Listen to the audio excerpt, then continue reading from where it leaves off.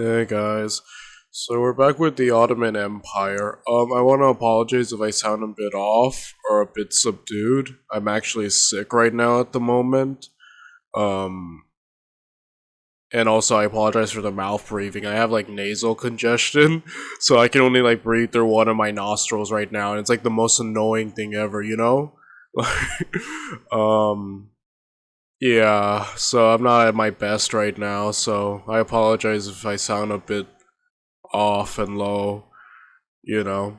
But either way, I still wanted to make this video and I still wanted to watch something because I spent all day yesterday bedridden and I was like, man, I want to make some videos.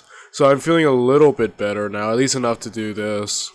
Um yeah, so I don't really know anything about this. We covered the rise of the Ottomans with Kings and Generals series, but that stopped at Constantinople. I believe this is a bit after, so yeah, we're in uncharted territory.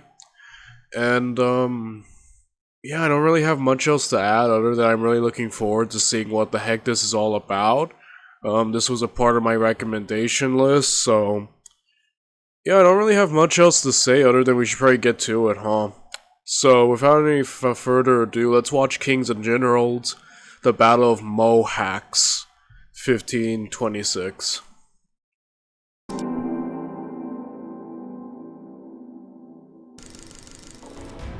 By 1522, the great Christian fortress of Rhodes had been taken, and the Ottomans had regained dominance in the Mediterranean Sea, so all their resources could now be redirected towards the mainland. Their target was the Kingdom of Hungary, a fragile land rife with internal chaos, a nation ripe for the picking. Welcome to our video on the Battle of Mohacs, one of the most significant clashes in the history of Europe. It had been the ambition of the Ottomans to conquer the heartlands of Europe ever since Sultan Mehmed II.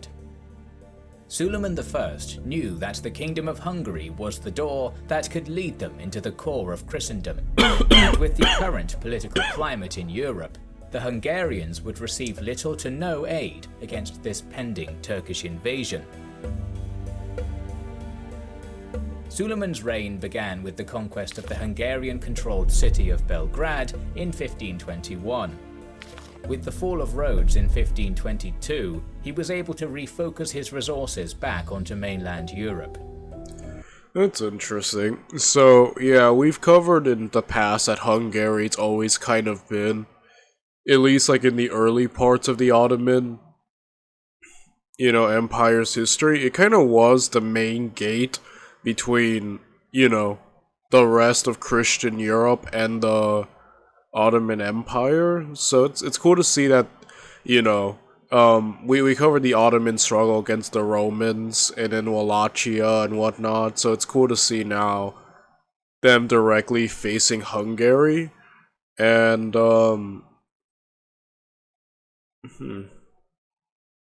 yeah, I don't know how far the Ottomans ever got into Europe. So this is kind of, like I said, this is pretty new to me. And but it is cool to see because there was a lot of tension in the past videos we'd seen between Hungary and the Ottomans. Definitely wars, and I don't remember. I think Hungary may have been in the back foot of a few of them. So, yeah. Europe was a divided continent whose great powers were locked in perpetual feuds. Among these were the Kingdom of France and the Holy Roman Empire, ruled by Charles V of the famous Habsburg dynasty. These states were too engaged in a struggle over control of Italy to pay mind to the Muslim Empire at their doorstep. Cool to see that this was taking place during the time of the Italian Wars. The Italian Wars is actually one of my favorite Kings and Generals series we ever covered just because of how chaotic it was. So it's cool to see that this conflict is kind of like a contemporary of that. This was something the Ottomans intended to exploit to their advantage. In 1525, the Habsburgs of Spain and Germany crushed a French army at Pavia and captured the French king, Francis I. Francis was forced to make territorial concessions to the Habsburgs and relinquish his claims to Italy. Out of desperation, France began looking for an ally to aid in their struggle against the Habsburgs. Oh. I've heard that the French and the Ottomans were allies at one point. So is this the time where they finally become allies? Francis turned to the Ottomans. He implored Suleiman for an alliance and pleaded for him to attack the Habsburgs. This sent shockwaves throughout Europe. Suleiman was delighted at the prospect, for an alliance with France increased his legitimacy as a European emperor and gave him a pretext to carry out an invasion he had planned on leading anyways. Yeah, that's the thing. It's a divide and conquer. We know how divided Europe is, and the Ottomans definitely utilize that to their early advantage. Like, the early Ottoman Empire defeated many Christian crusades, as we covered in the Rise of the Ottoman series, simply because, like, the Christians and, the Europeans were so freaking divided, man. And all over the place, So, once again, it's that kind of strategy of divide and conquer that's coming back into play, I see. In order for the Ottomans to strike at Habsburg territory like the French wished, they would need to first go through Hungary. This new alliance gave Suleiman extra incentive to finish what he'd started in 1521, and he began rallying his army for an invasion of the Hungarian kingdom. It is here we should turn back the clock a bit to explain the state of Hungary leading up to the Ottoman invasion. Since 1490, the country had been stuck in a downward spiral. King Vladislaus II was an ineffective king who sought to placate his nobility by selling almost all his royal estates to them, but succeeded only in empowering the Hungarian magnates to take advantage of his weakness. Centralized power declined, and the standing army of Hungary was disbanded by the lords to increase their own profits. Things only became worse in 1514, when a man-at-arms named György Dózsa formed a peasant crusade of 40,000 farmers, originally intended to attack the Ottomans. During harvest season, the Hungarian nobles tried to force the peasants to return to their homes, and harassed their families to coerce them to do so. All that accomplished was to incite the peasants into full-scale revolt, resulting in a war that would ravage all Hungary. The rebellion was brutally put down by the voivode of Transylvania, John Zapoya, and over 70,000 peasants would be captured and tortured in the aftermath. The young king, Louis II, ascended to the Hungarian throne in 1516, and over time realized the threat the Ottomans posed to his realm's existence. His pleas for unity fell upon deaf ears, for the peasants, lords, and royal house of Hungary all had enmity for one another. The land was divided and vulnerable. On the 23rd of Again, divide and conquer. This is honestly the best time to attack Hungary, and Suleiman is definitely making use of such a prime opportunity to take down a great rival. Basically, the key to the rest of Europe through Hungary. So Suleiman is attacking in such an opportune time. And again, when your enemy is divided, conquering them is easy. April 1526, Sultan Suleiman I left Constantinople at the head of a massive army, accompanied by his most trusted vizier, Ibrahim Pasha. Varying sources put the total numbers of this force between 50,000 to 100,000. It was made up of labourers, cavalry, and elite janissaries, alongside 300 cannon. The Ottomans embarked upon an 80-day march up the Balkans, during which torrential rains flooded the Danube River, making maintenance of supply lines difficult. Nevertheless, through the iron discipline of the Vizier Ibrahim, the Ottomans reached Belgrade. From Belgrade, Suleiman sent Ibrahim ahead to capture the fortress of Petrovaradin. Ottoman sappers detonated mines beneath the walls, and the Janissaries charged in, taking the fortress while losing only 25 men. Wow. The bulk of the Ottoman army joined the strike force and moved on. Suleiman knew that the best place for the Hungarians to make a stand was the mouth of the river Drava below the town of Osijek, and so he diverted his army towards it. The town of Eok fell on August 8th with little resistance. When Suleiman and his army arrived where the Drava met the Danube, he expected to come face to face with a huge Hungarian host, but instead was surprised to find that no enemy was there. King Louis II had mustered an army of around 25,000 men in the town of Dolna. It was made up of Hungarians, Croatians and Bohemians, with a core of men-at-arms and armoured knights.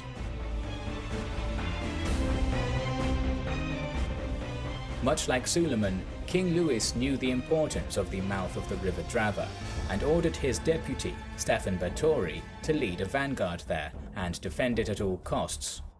However, the nobles refused to submit to Báthory's command, declaring they would only follow the king himself. The vanguard plan was abandoned, and the Hungarian king instead led his quarrelling army to a field just outside a little riverside hamlet known as Mohacs, where they awaited their enemy. Again, these nobles, man. Nobles are sometimes the worst in these series because they're always the ones causing the most trouble. Even in times where, like, we're facing an enemy that can, like, threaten to completely destroy us, and it's like, nah, let's squabble. We often see the nearsightedness, I suppose, of nobles in these series, and just how we've seen it a lot in like Wallachian history or Romanian history, right? Like it's always the boyars causing the biggest trouble, more than even the enemy itself at times. I suppose it's just a mixture of greed and ambition and just all that, you know, stuff. And yeah.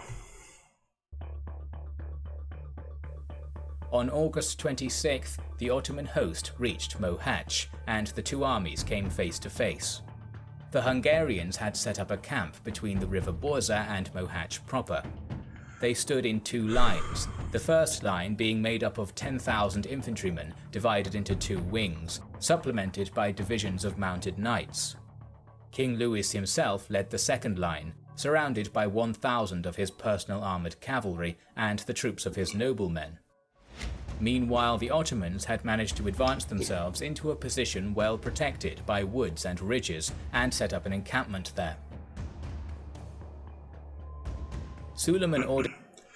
Yes, the Hungarians are outnumbered. He mentioned that the estimates for the Ottomans are anywhere between 50 to 100,000. And he just mentioned like 20k at around 20k for the Hungarians. So yeah, I mean, we said it before, numbers aren't everything, but that still is an advantage for the Ottomans. And also, since the Ottomans are more united, I imagine their morale is much greater than the bickering and undivided, or divided, Hungarians, you know? His troops into a tiered defense made up of three lines.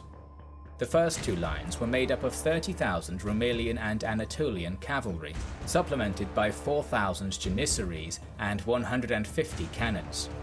They were led by Ibrahim Pasha. The third line was led by Sultan Suleiman himself, and was made up of 15,000 Janissaries and Sipahis. They guarded the bulk of the Ottoman artillery, which was protected by a circle of wagons. Lightly armed Akinji horsemen occupied the left flank close to the Hungarian line, and a rearguard of heavy cavalry and footmen remained back in the encampment in reserve. On August 29th, fighting began. The Hungarians were the first to strike, and commenced their assault at 3 in the afternoon, knowing the Muslims in Suleiman's army would be occupied with their afternoon prayer. We've seen that before, especially in the Rise of the Ottoman series, like where I believe enemies would attack the Ottomans when they knew they would be praying. Like a great use of, I guess, using of knowing your enemy and just taking advantage of those like religious customs. I don't know. I always kind of find that funny. Crescendo of Hungarian artillery fired across the battlefield. The right wing of the Hungarian first line charged the Ottomans. The Rumelian cavalry were not prepared for the assault, and the heavily armoured Hungarian footmen broke through the first 2 lines of the Ottoman defence and fought their way towards the Ottoman third line. Inspired by this initial success, the second line of Hungarian mounted knights charged into battle, joining the fierce melee at the fringes and encircling the Rumelian cavalry from the outside, pushing them back towards their camp. Meanwhile, the Hungarian left wing stabbed at the centre of the disordered Ottoman first line. Honestly, great start from the Hungarians. Like I said, they took advantage of catching the Ottomans a little bit off guard, and so far their right has just overwhelmed the Ottomans. Though the Ottomans do have reserves back here, and the right seems to be straying a bit too far away. We've seen at times in these battles where that can be a problem, when one flank goes way too far away, so I'm not sure if it's going to happen this time around. But, a bit over-eagerness can sometimes be a problem. The Hungarians fought bravely, breaking through to the Sultan's position, who was now in danger of being cut down. However, this success was unsustainable. As the Hungarians came within range of the Ottoman wagon fortress, a volley of guns and artillery inflicted heavy damage upon the first line. Soon after, the Janissaries formed ranks around their sultan and charged the Hungarian knights, overwhelming them with superior numbers and martial discipline. The tide had begun to turn. After 2 hours of fighting, the Ottoman reserves back at camp had finally rallied onto the battlefield and joined the Ottoman lines. Meanwhile, the Rumelian cavalry began to regroup. With Vizier Ibrahim at the head, the Ottomans launched a fierce counterattack, pushing the knights in the second line back towards their camp. From here, the Ottoman army advanced on both flanks. Ooh, that's awful. So yeah, again, great start, but the problem is I did call those reserves coming into play. And again, the Ottomans, you know, definitely won basically the center battle due to their artillery usement. And then on the right, probably by the benefit of being led by the Sultan personally, managed to defeat this charge, so... Also, he did mention due to superior numbers, so again, despite the great start, it seems like the numbers game definitely came into play, you know, this time around. And, yeah, we kind of saw that a lot, like in the 7 Years' War, for example, like, oftentimes the Prussians would get, like, a great head start, but the numbers game eventually came into play, and then they would lose a battle. Kind of reminded me of that. Great start, but unsustainable, especially, you know, granted, it's not all numbers, I know, but, again, still, it is to be stated, I think numerical superiority is a great advantage to have, you know, and the Ottomans definitely possess that. To finish off the remaining foes. The Rumelian cavalry encircled the knights from behind, while the Janissaries and reserves overwhelmed what remained of the footmen. The Hungarians were utterly swarmed by overwhelming Ottoman numbers, surrounded in separate little pockets, and massacred. A complete disaster. Oh boy. Yeah, and you can just see the Ottomans, like, discipline certainly prevailed. Especially in the center and their right, just really amazing, almost one-sided in those fronts, right? The battle had ended in a great victory for Suleiman and a complete disaster for the Hungarians. When the battle seemed lost, King Louis had attempted to flee. Why did no one tell California? In the chaos, his horse had thrown him into the flooded Chile Brook, and his heavy armor had dragged him to a watery grave. The battle at Mohacs was an abject disaster for the Hungarian king. Yeah, you literally lost your army and you lost your king in one Dang. Yo, early Ottomans were kind of a beast. Like, they basically owned Europe multiple times and just... Again, like, they were basically an unstoppable juggernaut in their early, like, years. Really insane when you think about it. Also, something I really liked is just, like, the Ottomans... You know, when we think about, like, the Romans, for example, they had, like... Oftentimes you think of, like, the year of the 5 good emperors. That was kind of the peak of Rome. And that helped solidify Rome's stance as a power. Meanwhile, the Ottomans had, like, 10 good emperors in a row. like, most of their early emperors was just a string of great ones, each one contributing to the success. I'm like, that might be one of the best runs in terms of just having great leaders I've ever seen in an empire. You know, it might be the best so far we've seen. Even the Romans, even at their peak, like, again, the 5 good emperors, and then I feel like they never fully had that kind of stable thing again. But like I said, the early Ottomans basically had, like, all their early emperors were competent and good, so it is something. It goes to show how they solidified their strength and their presence in the, early years, which is something I've taken notice of and really begun to appreciate about them. And I apologize if I'm talking really low. Like I said, my throat hurts. I'm trying not to go full ASMR. Hey guys, today we're by the way, no disrespect. If you like ASMR, that's great. I know some people need it. It helps them sleep, which is good, you know, like, whatever helps you. I'm just speaking for myself here. I can't stand ASMR. Like, something about people whispering annoys me. Like, when someone's like, hey guys, I'm just like, speak up! Like, you know, oh, fudge. Okay, but, yeah, I'm sorry, I just needed a side rant there. And, but back to this, just a complete disaster, and there were so many factors working against the Hungarians. Not only did they have numerical inferiority coming into this battle, but they were more divided, and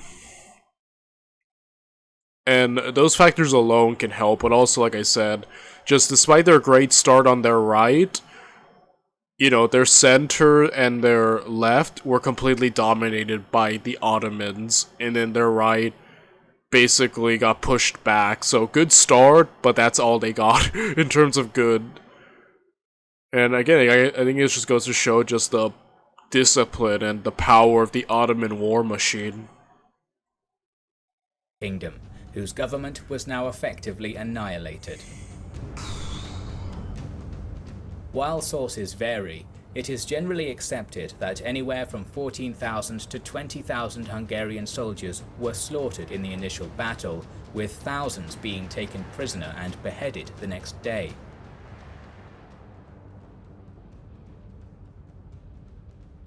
Suleiman could not believe he'd destroyed the entire Hungarian army so quickly. I love how Suleiman is so surprised by his success.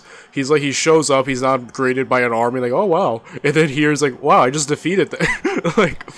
like he's almost like, is this easy mode right now? Oh, that's funny. He's just like, man, am I that great or are they that bad? Maybe a bit of both. But yeah, I don't know, I find that kind of funny. He had expected more out of a kingdom that was once a formidable and powerful foe. He kept his forces stationed at Mohacs for a few days after the battle, expecting more enemy forces to arrive. When none came, he advanced to the city of Buda, taking it with almost no resistance. While Suleiman ordered the city to be spared, sources claim that his army looted and burned it anyway. The victorious Ottoman army then withdrew back to Constantinople, carrying with them the spoils of war. After the battle, the mortified Hungarian nobles were so divided and panicked they elected 2 new kings simultaneously. One was Ferdinand I of Austria, brother of the Holy Roman Emperor Charles V. The other was John Sapoya. With the help of the Habsburgs, Ferdinand took advantage of the ensuing power vacuum and seized Hungarian territory in Bohemia and the northwestern part of Hungary proper. Oh wow. So is this the beginning? Because we know later on when the Austrian Empire was stronger, Hungary was just a part of it, eventually later on becoming known as Austrian-Hungary. But later on, Hungary was just a part of the Austrian Empire. So I'm wondering, it seems like this would be the beginning of that, right? At least I'd imagine. Which is kind of cool, actually, you know? Meanwhile, Zapoya endeared himself to Suleiman, agreeing to vassalize under the Ottomans, who became the suzerains of his realm in Transylvania. The Battle of Mohacs marked the end of Hungarian independence, with all of its former territory now under Habsburg or Turkish dominion. For Suleiman, the victory had not created a springboard for the invasion of Europe as he had hoped, but instead formed a borderland between the Ottomans and the Holy Roman Empire that set the stage for centuries of Habsburg-Ottoman warfare. But perhaps the most significant legacy of this defining engagement is the effect it had on the national consciousness of the Hungarian people, who to this day, when faced with bad fortune, utter the words, "More was lost at Mohacs." Wow. Alright, that seems to be the end. Overall, that was really cool because obviously with a lot of early Ottoman history, you know, the Hungarians kind of were their biggest obstacle in terms of Europe because they were the closest. So it's cool to see that's kind of how it ended, you know, and that the Ottomans managed to just basically mark the end or the beginning of the end of Hungarian independence. So overall, great video. I'm gonna end it here because like I said, I'm sick. I'm surprised I even hung on this long. I'm going to end the video now, and I'll see you guys tomorrow. Bye everyone.